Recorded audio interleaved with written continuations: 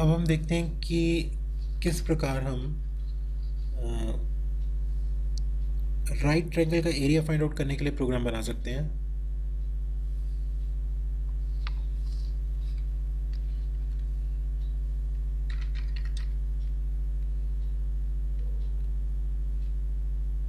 Right triangle का जब हम एरिया फाइंड आउट करेंगे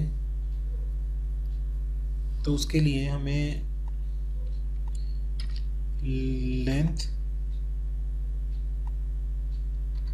हमें चाहिए ब्रेड्थ और हाइट, और साथ में हमें चाहिए ए, एक वेरिएबल हम लेंगे ए। हम जो एरिया लेना चाह रहे हैं उसमें हम फ्लोट टाइप वेरिएबल ले लेंगे ए को।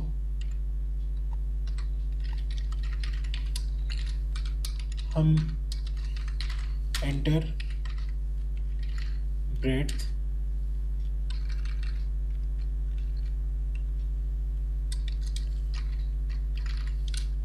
हम यूज़र की स्क्रीन पे एक मैसेज शो करेंगे एंटर ब्रेड्थ एंड हाइट। उसके बाद स्कैनफ की मदद से हम वैल्यूज़ को इनपुट कराएंगे।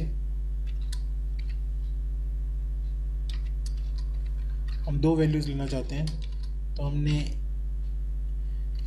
वैल्यू ले ली एक ब्रेड्थ के लिए और एक हमने ले लिया हाइट के लिए। हमारे पास फॉर्मूला है half into base into height. हम वो फॉर्मूला यूज़ करेंगे a is equal to 1/2 into B into H. अभी हम देख रहे हैं 1/2 इंटू बी इंटू एच।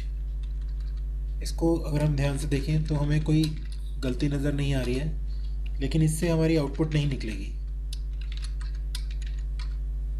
यहाँ पे हम आउटपुट के लिए प्रिंट कराते हैं एरिया ऑफ ट्रायंगल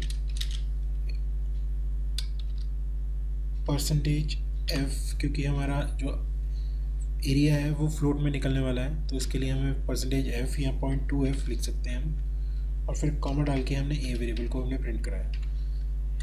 इस प्रोग्राम में लॉजिकली कोई मिस्टेक नहीं है, लेकिन इसमें एक गड़बड़ी ये है कि जब हम इंटीजर को इंटीजर से डिवाइड करते हैं तो हमारा जो रिज़ल्ट है वो इंटीजर में आता है, यानी कि 1/2 करते हैं तो 0 आता है, और 0 को हम b और h से मल्टीप्लाई करते हैं तो 0 आंसर आता है।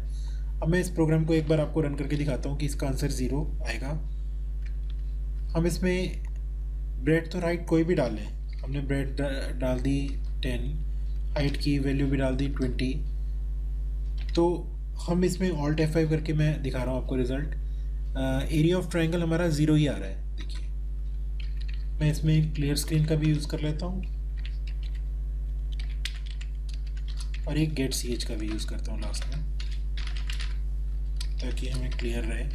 हम इस प्रोग्राम को रीरन करते हैं। देखिए, इवन देन हमने 2 और 4 डाली तब भी हमारा आंसर 0 ही आ रहा है। तो वो ठीक इसलिए नहीं आ रहा क्योंकि इंटीजर को इंटीजर से डिवाइड करने पे 0 मान रहा है। हम इसको यहाँ पे 0.0 कर देंगे तो ये अब आंसर हमारा ठीक आना शुरू हो जाएगा।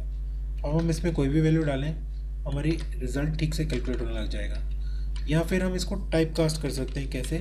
हम इसके पहले फ्लोट लिख देंगे, फिर रन करेंगे प्रोग्राम को। अब हमारा आंसर ठीक आएगा।